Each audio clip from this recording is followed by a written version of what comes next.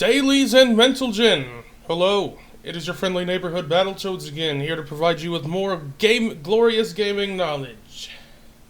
And I just got one thing I need to get off my chest today. It's actually a series of things, but it's related to the same topic, which is GameStop. A lot of you guys might not know this. I used to work for GameStop.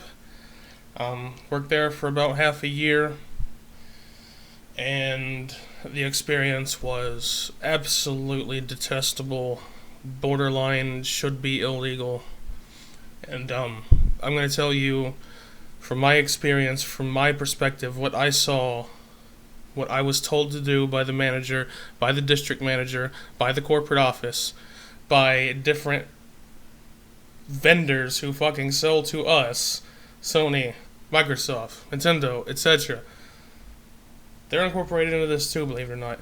And I'm going to tell you, from my point of view, what I saw, what is wrong with this company, why it's going to fail, why I called this 10 years in advance, it's happening now, and they deserve every fucking bit of it, and why you should never, ever, ever even think about buying or selling anything to these fucking bastards, ever, under any circumstances, period. So I guess the best place to begin will be from my own experience. Let's see, it was summer of 2006. I was about to graduate high school. I was looking for a job. And, me being a big gamer, I wanted to work in the industry. I was like, hey, why not work at GameStop, right? Must be a good first job. So I apply and go into the store. Talk to the manager. This is a mall store, by the way. It's a GameStop located within a shopping mall. And speak with the manager. He's like, yeah, man, I got your application. I'm thinking about hiring you on. I'm like, fuck yeah, this is going to be awesome. He's like, how about you come back next week and I'll interview you. Is that okay? I'm like, yeah, that sounds great. So I show up next week. And he's like, oh, man, sorry, I don't know what I was thinking. I'm so fucking busy right now. Can you come back next week, man? I'll interview you then. I'm like, yeah, sure, no problem. Come back next week. He's like, man, I'm so sorry. I'm so fucking busy right now. I don't know what I was thinking. Come back next week, man. I'll interview you for sure. Come back again. Says the same fucking shit. So I come back one more time. This time he actually does give me the interview. And I'm thinking in my head, like, why the fuck is he having me come back all these times? I thought he was, like, testing my loyalty as an employee, like, see if I was going to show up on time or something. Nope, that wasn't it. He hired me on September 5th, 2006. That was the day he gave me the interview. That's the day he kept telling me to come back towards over and over and over and over. Well, after he hired me, the next week, when the schedule was posted, there was a sign in the office that said, employees hired on or after September 5th are considered seasonal employees and will be terminated after the holiday season. Keep in mind this is 2006, the holiday season in which both the PS3 and the Wii came out at the same fucking time. 360 had been out for a year, and that piece of shit red ring like a goddamn bitch. Nobody wanted that fucking thing. We couldn't sell that fucking thing if we gave you a goddamn hooker and a kilo of blow with it. But shit.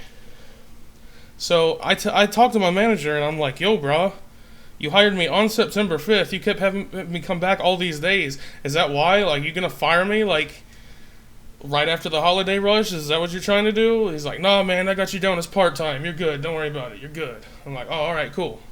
So I work and bust my ass. And I'm a game advisor. This is the entry-level position at GameStop. And basically, game advisor means you're going to alphabetize. Next time you walk into a GameStop, pay attention to how the store is organized. Especially the wall space. You're going to notice that there's a massive amount of wall space dedicated to Sony. That's because Sony pays the most for that wall space. There's a good bit dedicated to fucking Microsoft now. Hardly any is dedicated to Nintendo now, and that's because Nintendo's not playing ball with GameStop, and they're not buying in with their, pre-order this game at GameStop and you get to make Mario jump higher and shit higher and this and this and this and this. Yeah, fuck that fucking shit. But that's why a corporate representative from Sony or Microsoft or even Nintendo or anybody who else who has fucking wall space in there can come in and say, yo, what the fuck? Why are there games that are out of alphabetical order in my section of this store that I'm paying for? And you know what he's going to do? He's going to call up the corporate office. That corporate office is going to call the regional manager. That regional manager is going to call the district manager. That district manager is called the manager. And that manager is going to be pissed as a motherfucking bitch. Shit rolls downhill, and he is going to crack the fuck down on the goddamn game advisors. Even though it's not our fucking fault, because bitches come up in there and they pick up like Madden 05 and they put it now next to like Madden 03 or something. And once you get to the M and N section, take a look. Take a look once you get to the M section in the games. There's Madden, MLB, NHL, MLB Ballers, Phenom, fucking all this shit. And it's all right there in the same goddamn shit. Customers never put that fucking shit back in the right goddamn place. You could fix that motherfucker up perfect, and 2 seconds later, that motherfucker is... You might as well throw the whole goddamn thing on the floor and restock it. And during the holiday season, that's exactly what we did. We took all the cases, threw them all on the floor, and did it from scratch. We had to. It was that bad. Why am I saying this? Why does it matter? GameStop preached this philosophy of business that they had. They called it the upside-down triangle, where... Unlike a normal business where the concentration of power is at the top of a regular triangle, the very few have the power. In GameStop, this triangle is flipped upside down to where the game advisors have all the power, right? Because we're the ones out there actually talking to the customers, getting information, selling the reserves, pushing the magazines, selling those goddamn fucking subscription cards. That's the biggest load of fucking bullshit I've ever heard in my entire fucking life. And you know why? Because when some fucking corporate dickhead piece of shit comes up in there and lays a fucking mandate down on the desk, we can't just be like, oh, well, we're the upside down triangle. We're not going to do that. Because you know what he's going to say? Well, you're fucking fired, bitch. That's the reality of it. And, alright, I'm running out of fucking time here. I need to get to this. Alright. When you go into GameStop, you buy a fucking brand new $60 game. $60. What percentage of that game do you think goes to GameStop? 20%, 15%, 10%? It's 4%. GameStop makes 4% revenue off of a new game sale. Why do you think they push so hard when you go up there with a new game? Oh, well, we've got a used copy of this game that's in 1,000 times shittier condition and doesn't have instructions or anything, and the disc looks like it's been wiped, somebody wiped their ass with it, and we're only going to deduct $5 for it? Yeah, well, guess how much they paid somebody for that fucking disc? Probably about $5, and they're turning around and selling it for $55 instead of $60. They're trying to push you, that motherfucker, because there is a much, much, much exponentially higher profit margin. If it weren't for that system, GameStop would not exist.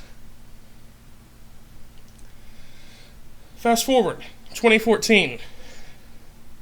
Games moving away from physical media, moving away from discs, moving away from cartridges.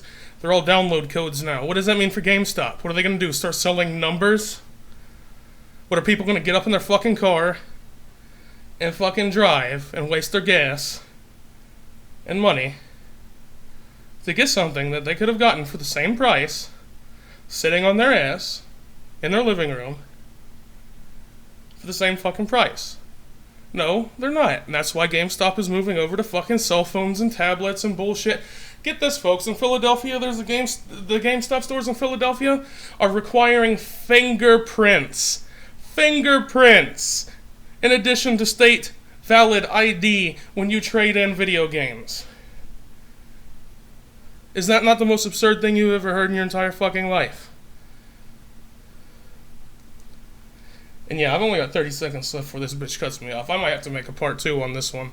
So, hopefully this whet your appetite a little bit, because I've got plenty more to say on these motherfuckers. Stay tuned, and thanks for listening, guys.